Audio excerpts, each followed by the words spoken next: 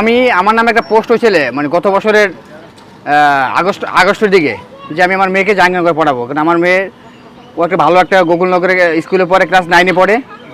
ও একটা ভালো ছাত্রী, ওর ইচ্ছা আছে। আর আমি ওখানে টেনশনও করি না যে মানে ও যে কোনো মুহূর্তে আমি ইন্টার এসএসসি পাস করার পরে একটা বিশ্ববিদ্যালয়ে চান্স পাবে, এটা আমার আত্মবিশ্বাস। এখানেই পড়ার ইচ্ছা আর কি, কারণ কি এখানে সব কিছু ভালো, আমি এখানে আছি। আর এখানে পড়ালে ভালো, আমি দেখি যে এখান থেকে পাস করলে মোটামুটি একটা মাস্টার্স পাস করলেও সে একটা গভর্নমেন্ট চাকরি করে 30,000-40,000 স্যালারি পায়। তো আমার এখানেই একটা ভালো সাবজেক্ট নিয়ে পড়ার খুব আমার ইচ্ছা আর কি। 5 স্টেশন কাজের উদ্দেশ্যে আসছিলাম। তো এখানে যখন আমি আসছি, তো একটা খেতার কাঠি নিয়ে আসছি আমি, একটা বরিশালের খেতার কাঠি বলে। তো নিয়ে এসে আমি দেখি এখানে কলা অনুষদ, মানবিক কলা অনুষদ একটা ভবন।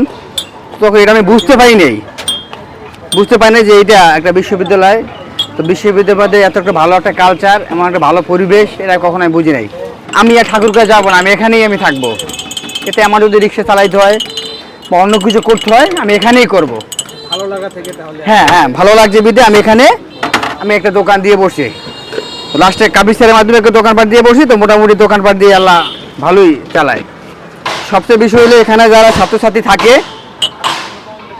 তারা মনে করেন যে আমাদের আপদ বিপদে ভালো মন্দতে এগিয়ে আসে। এই জন্য এই জাহাঙ্গীরনগর আমার আস্থা, জাহাঙ্গীরনগর ভালোবাসা, জাহাঙ্গীরনগর আমার সব কিছু আমার।